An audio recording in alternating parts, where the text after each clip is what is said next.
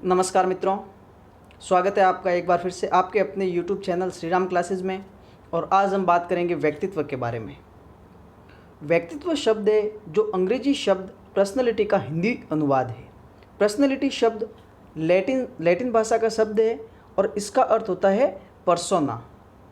Personality Latin भाषा के persona से बना है, जिसका अर्थ होता है मुखौटा या नकाब। अब जानते हैं व्यक्तित्व के अर्थ के बारे में। तो व्यक्तित्व का प्राचीन अर्थ था बाह्य रूपरेखा। व्यक्तित्व का प्राचीन अर्थ था बाह्य रूपरेखा और व्यक्तित्व का वर्तमान में जो अर्थ है वह है व्यक्तित्व के बाह्य व आंतरिक गुणों का योग है। वर्तमान में व्यक्तित्व का अर्थ है व्यक्तित्व व्यक्ति के बाह्य व आंतरिक गुणों का योग होता है। अब बाह्य गुण और आंतरिक गुण कौन कौन से होते हैं उनके बारे में बात कर लेते हैं। तो बाह्य गुण वे होते हैं जिसमें शारीरिक रूपरेखा, केश विन्यास, कपड़े पहनने का तरीका इत्यादि बाह्य गुण में आते हैं। और आंतरिक गुणों की बात करें तो आंतरिक गुण में आते हैं व्यक्ति का व्यवहार, स्थिर संवेग, चरित्र, नैतिक गुण, निर्णय क्षमता इत्यादि। ये व्यक्तित्व के आंतरिक गुण होते हैं। अब बात करते हैं व्यक्तित्व की कुछ परिभाषाओं के बारे में जो निम्न मनोवैज्ञानिकों ने दी है। तो सबसे पहले बात करते हैं वॉटसन के बारे में। वॉटसन ने व्यक्तित्व के बारे में कहा है कि हम जो कुछ भी करते हैं वही व्यक्तित्व है। हम जो कुछ भी करते हैं वही व्यक्तित्व है, ऐसा कहा था वॉटसन ने। उसके बाद में बात करते हैं आलपोर्ट के बारे में। आलपोर्ट ने व्यक्तित्व को सर्वाधिक 52 बार परिभाषित किया है। और आलपोर्ट ने जो परिभाषा दी है व्यक्तित्व की वो इस प्रकार है: व्यक्तित्व उन मनोदैहिक अवस्थाओं का गत्यात्मक संगठन है जो वातावरण के साथ समायोजन कर लेगी। ये परिभाषा दी थी आलपोर्ट ने। अब बात करते हैं व्यक्तित्व की विशेषताओं के बारे में। तो व्यक्तित्व व्यक्ति के आंतरिक व बाह्य गुणों का योग होता है। व्यक्तित्व स्थिर अवधारणा न होकर एक परिवर्तनशील अवधारणा है। व्यक्तित्व वातावरण के साथ समायोजन है। व्यक्तित्व एक अनुकूलन है। व्यक्तित्व व्यक्ति के शारीरिक व मानसिक घटकों से बना होता है। उच्च व्यक्तित्व संवेगीय स्तर व प्रबल इच्छा शक्ति वाला होता है। व्यक्तित्व अपने गुणों को प्रदर्शित करता है। व्यक्तित्व में आत्मचेतना, स्वचेतना जैसे गुण विद्यमान होते हैं। उच्च व्यक्तित्व शारीरिक व मानसिक रूप से स्वच्छ होता है। अब बात करते हैं व्यक्तित्व को प्रभावित करने वाले कारकों के बारे में। तो व्यक्तित्व को प्रभावित करने वाले 3 कारक बताए गए हैं: जैविक घटक, वातावरणीय घटक, स्व संबंधी घटक या कारक। अब जैविक घटक कौन कौन से होते हैं? वंशानुक्रम व्यक्तित्व को प्रभावित करता है। अंतःस्रावी ग्रंथियां व्यक्तित्व को प्रभावित करती है। बुद्धि व्यक्तित्व को प्रभावित करती है। व्यक्ति का रंग रूप व्यक्तित्व को प्रभावित करता है। और संवेग, भय, क्रोध जैसे संवेग है जो व्यक्तित्व को प्रभावित करते हैं। ये तो थे जैविक घटक।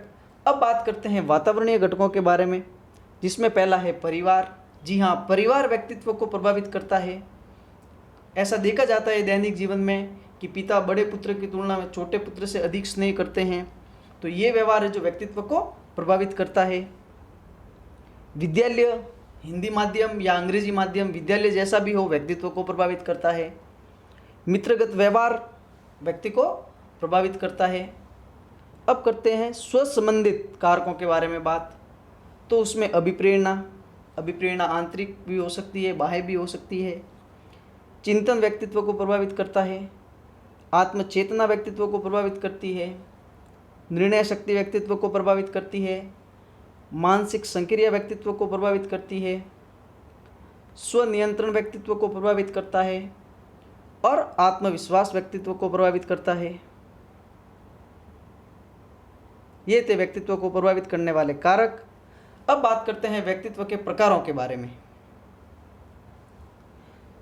थियोफ्रैक्टस के अनुसार दुनिया में एक ही तरह का व्यक्तित्व होता है और वह है चापलूस।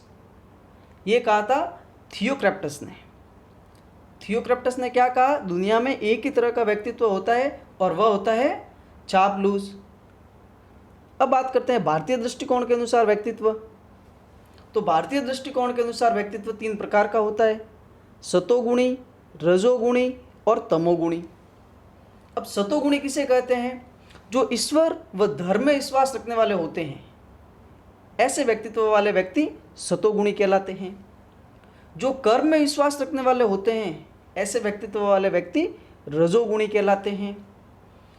और तीसरा है तमोगुणी। सुख सुविधाओं में विश्वास रखने वाले व्यक्ति होते हैं जो तमोगुणी कहलाते हैं। ये भारतीय दृष्टिकोण के अनुसार। अब बात करते हैं आधुनिक दृष्टिकोण के अनुसार। आधुनिक दृष्टिकोण के अनुसार भी 3 प्रकार के व्यक्तित्व बताए गए हैं।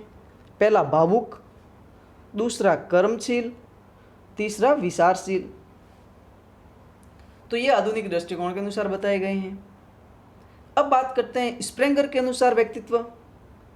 तो स्प्रेंगर ने 6 प्रकार का व्यक्तित्व बताया है। सैद्धांतिक, जीवन में सिद्धांतों पर बल देने वाले व्यक्ति। राजनीतिक, जीवन में हर पक्ष पर राजनीति को मुख्य मानने वाले व्यक्ति। सामाजिक व्यक्तित्व, समाज को मुख्य मानने वाले। आर्थिक, अर्थ को मुख्य मानने वाले। धार्मिक, धर्म को मुख्य मानने वाले। सौंदर्यात्मक, कला को मुख्य मानने वाले। ये 6 व्यक्तित्व के प्रकार स्प्रेंगर ने बताए थे। अब बात करते हैं शेल्डन के अनुसार। शेल्डन ने व्यक्तित्व के 3 प्रकार बताए हैं: गोलाकार, आयताकार और लंबाकार। गोलाकार से तात्पर्य हुआ शरीर में मोटे व स्वभाव के विरोधी व्यक्ति। आयताकार से तात्पर्य हुआ शरीर के स्वस्थ व स्वभाव के झगड़ालू। और लंबाकार से तात्पर्य हुआ शरीर से दुबले पतले व बुद्धिमान और संकोची प्रवृत्ति के व्यक्ति। ये शेल्डन ने बताए थे व्यक्तित्व के 3 प्रकार। अब बात करते हैं आयुर्वेद के अनुसार व्यक्तित्व। आयुर्वेद ने भी व्यक्तित्व के 3 प्रकार बताए हैं: पित्त, वात, कफ। पहले बात करते हैं पित्त के बारे में। दुबले पतले व क्रोधी प्रवृत्ति के व्यक्ति पित्त। दूसरे है वात, शारीरिक दृष्टि से मजबूत, मस्तिष्क से स्वस्थ व मिलनसार वाले व्यक्ति को वात कहा गया है। तीसरा है कफ, ये रोगी व्यक्तित्व के बारे में। अब बात करते हैं थॉर्नडाइक के अनुसार। थॉर्नडाइक ने व्यक्तित्व के 3 प्रकार बताए हैं: प्रत्यय विचारक, गहन विचारक, स्थूल विचारक। प्रत्यय विचारक वे होते हैं जो किसी भी बात पर विचार करने वाले होते हैं। गहन विचारक वे होते हैं जो छोटी सी बात पर गहन विचार करने लगते हैं। स्थूल विचारक वे होते हैं जो भौतिक जगत की वस्तुओं पर विचार करने वाले होते हैं। ये 3 प्रकार बताए थे थॉर्नडाइक ने। अब बात करते हैं युंग या जुंग के अनुसार व्यक्तित्व। जुंग के अनुसार भी व्यक्तित्व 3 प्रकार का होता है: अंतर्मुखी, बहिर्मुखी और उभयमुखी। अंतर्मुखी व्यक्तित्व वे व्यक्ति जो आत्म केंद्रित होते हैं, संकोची प्रवृत्ति के होते हैं, उनमें आत्मविश्वास की कमी होती है, सामाजिकता भी कमी होती है, हंसी मजाक नापसंद होता है अंतर्मुखी व्यक्तियों को, तथा उनकी नेतृत्व क्षमता कम होती है, जैसे वैज्ञानिक, चित्रकार इत्यादि। अब बात करते हैं बहिर्मुखी व्यक्तित्व के बारे में। ऐसे व्यक्ति सामाजिक होते हैं, व्यवहारिक भी होते हैं, मिलनसार वाले होते हैं, अवसरवादी होते हैं, उनका आत्मविश्वास मजबूत होता है, नेतृत्व करने की क्षमता होती है, वाक्पटुता मजबूत होती है, कार्य में विश्वास रखने वाले होते हैं। ऐसे व्यक्तियों के उदाहरण हैं राजनेता, अध्यापक, सामाजिक कार्यकर्ता इत्यादि। अब बात करते हैं उभयमुखी व्यक्तित्व के बारे में। युंग ने उभयमुखी व्यक्तित्व को सर्वोत्तम प्रकार का व्यक्तित्व बताया है, जिसमें दोनों प्रकार की विशेषताएं होती है, अर्थात उसमें अंतर्मुखी के गुण भी होते हैं और बहिर्मुखी के गुण भी होते हैं, उन्हें उभयमुखी कहा जाता है। अब बात करते हैं मनोविश्लेषणवाद के बारे में। मनोविश्लेषणवाद के जनक सिगमंड फ्रॉइड को माना जाता है। मनोविश्लेषणवाद के जनक कौन थे? Sigmund Freud. फ्रॉइड ने मन की 3 अवस्थाएं बताई है। पहली चेतन मन, दूसरी अचेतन मन, तीसरी अर्धचेतन मन। बात करते हैं चेतन मन के बारे में। इस मन का संबंध व्यक्ति का वर्तमान परिस्थितियों से होता है। चेतन मन है जो व्यक्ति की वर्तमान परिस्थितियों से संबंधित होता है।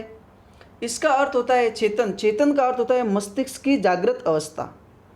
चेतन का अर्थ होता है मस्तिष्क की जागृत अवस्था। फ्रॉइड ने चेतन मन का हिस्सा 1/10 भाग बताया है। मस्तिष्क का 1/10 भाग है जो चेतन मन होता है। अब बात करते हैं अचेतन मन की। इसका संबंध भूतकाल से होता है, जो बीती हुई घटनाओं के बारे में। व्यक्ति सुखद व दुखद अनुभव, पुरानी यादों का भंडार इसी मन में रखता है। फ्रॉयड ने इस मन का भाग 9/10 बताया है।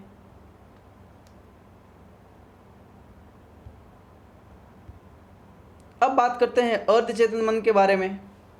यह मन चेतन व अचेतन के बीच की अवस्था है। इसमें याद की हुई बातों को व्यक्ति कुछ समय के लिए भूल जाता है, परंतु अल्प प्रयास से उनको चेतन मन में लाया जा सकता है। फ्रॉयड ने चेतन